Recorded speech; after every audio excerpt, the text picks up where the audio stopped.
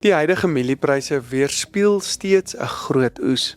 Witmielies bly egter onder ekstra druk weens uitvoerkompetisie uit Zambië, terwyl die groter risiko al hoe meer begin skuif na die 2026-27 seisoen, gedryf deur kunsmispryse, geopolitiek en weeronsekerheid. Ons kyk na hierdie en meer in hierdie week se John Deere graanmarkoorsig wat met trots aan jou gebring word deur John Deere en Zematic Irrigation Systems.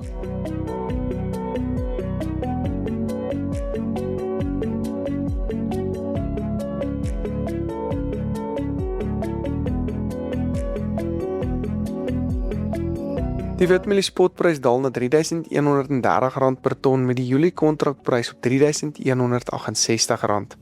Die geelmielie spotprys daal na R3.259 met die Julie kontrakprys tans op R3.302. Die sojaboon spotprys daal na R6.755 met die Mei kontrakprys laer op R6.757. Die sonnebloem spotprys het dan ook gedaal na R8.580 per ton met die Mei kontrakprys nou op R8.610. Die koring spotprys daal na R5.600 met die Desember kontrakprys nou op R5.636. Die sorghum invoerpariteitsprys geland in Durban staan tans op R4.324,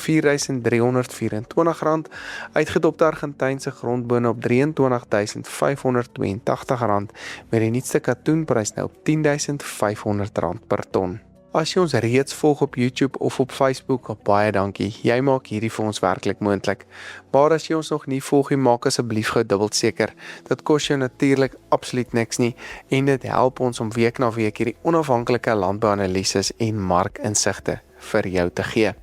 So baie dankie vir jou ondersteuning.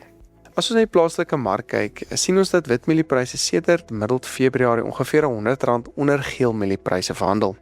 Dit dui daarop dat die mark 'n relatiewe groot witmielie-oes dan veral verwag, waarskynlik meer as wat plaaslik verbruik kan word. Wat hierdie jaar ekstra druk op witmielies plaas, is die situasie in Zambië. Hulle sit met baie hoë, selfs rekordvoorraadvlakke wat nou aktief in die mark verkoop begin word. Dit neem markandeel weg van Suid-Afrika, veral in streeksmarkte soos die DRC. Wanneer 'n mens Zambië se laer pryse kombineer met Suid-Afrika se hoë vervoerkoste tot byvoorbeeld die DRC met hierdie hoë brandstofkostes, raak ons minder kompeterend. Dit beteken dat uitvoermarkte nie vanselfsprekend is nie en dat pryse laer moet beweeg om wel uitvoere te kan stimuleer. Wat produksie plaaslik betref, het meeste gebiede dan redelike goeie reën gekry. Die tydsberekening was egter in meeste gevalle effens laat en behoort dit nie noodwendig meer 'n groot verskil aan opbrengste te maak nie. Op hierdie stadium lyk dit dus of ons steeds 'n groot oes vir die jaar verwag. As 'n mens na hektare en dan die reënval kyk, is 'n oes rondom 17 miljoen ton vir mielies beslis dan moontlik. Iets wat ons gaan verhoed om daarby uit te kom is dalk geelmielies wat bietjie laer kan wees hierdie jaar. Maar of dit nou 16.5 miljoen ton is, soos die skattings tans aandui, of 17 miljoen ton is, gaan dit werklik nie waarskynlik 'n groot verskil aan pryse maak nie, aangesien die mark reeds hierdie groot oes in geprys het.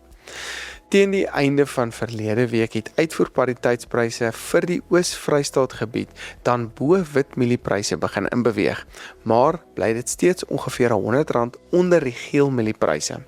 Indien seebodpryse dus dan sywaarts of onveranderd bly, is daar dus dan nog ruimte vir plaaslike pryse om effens af te kom, waarskynlik so in die orde van R50 tot R100. Dis natuurlik om diepsee uitvoere te stimuleer.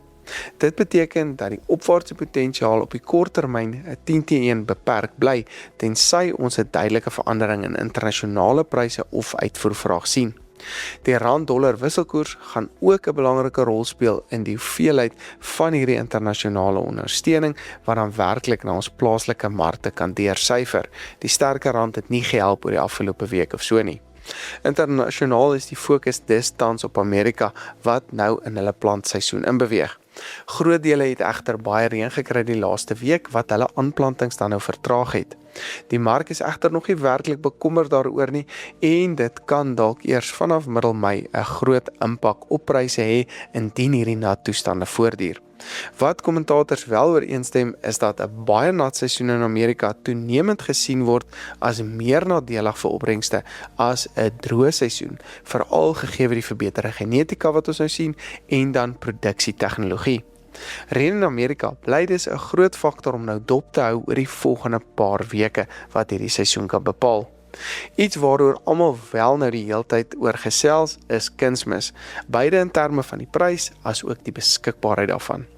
Ten spyte van hoë pryse lyk dit nie of Amerikaanse aanplantings ernstig gaan beperk word hierdie jaar nie. Inteendeel, kunsmis word tans na ander streke herlei wat bereid is om meer daarvoor te betaal. Hierdie dinamika gaan egter 'n direkte impak hê op insetkostes vir ons volgende seisoen ook. Soos onsekerheid dan toeneem met die geopolitiese konflik, kan dit produsente se aanplantingsbesluite begin beïnvloed, veral op hulle marginale gronde. Selfs al sou geopolitiese spanning nou begin afneem, bly die risiko dat energie- en kunsmisprodukte onder druk kan bly, wat beteken dat pryse nie noodwendig gaan normaliseer nie. Dit bring ons by die groter prentjie, die 2026-27 seisoen. Daar is 'n toenemende risiko dat ons minder aanplantings kan sien, veral indien hoë insetkostes aanhou tot Augustus-September ongeveer. Indien dit saamval met 'n weerpatroon soos byvoorbeeld 'n moontlike super El Niño, kan dit lei tot laer opbrengste en uiteindelik weer 'n laer aanbod en weer 'n hoër prysomgewing vir ons skep. Met ander woorde, terwyl die huidige seisoen reeds gekenmerk word deur 'n groot oes en relatiewe prysdruk, kan die volgende seisoen weer heeltemal anders lyk. Wat koring betref, het seebodpryse wel begin opwaarts beweeg as gevolg van baie droë toestande in dele van Amerika wat reeds skade aan hulle oes veroorsaak het. Dit bly egter tans 'n redelike geïsoleerde probleem in Amerika en wêreldwyd is produksie en voorraadvlakke dan steeds goed, wat koringpryse oor die algemeen onder druk hou en natuurlik ons plaaslike pryse ook onder druk hou. Die vraag bly dus of hierdie positiewe sentiment uit Amerika sterk genoeg kan wees om ons plaaslike pryse of internasionale pryse ook te ondersteun. Ons sal wel dit binnekort uitvind.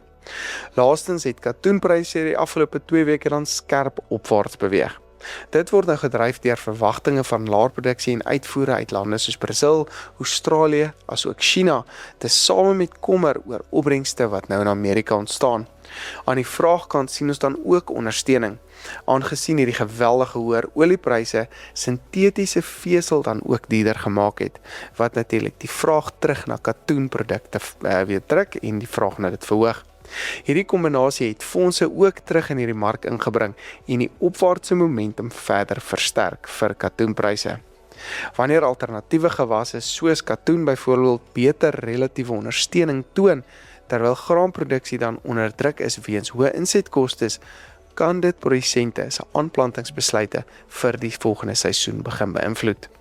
Die huidige seisoen lyk dus grootliks ingeprys, maar die werklike risiko en geleenthede lê nou by die volgende seisoen. Dit maak tydige bemarking en goeie risikobestuur baie krities.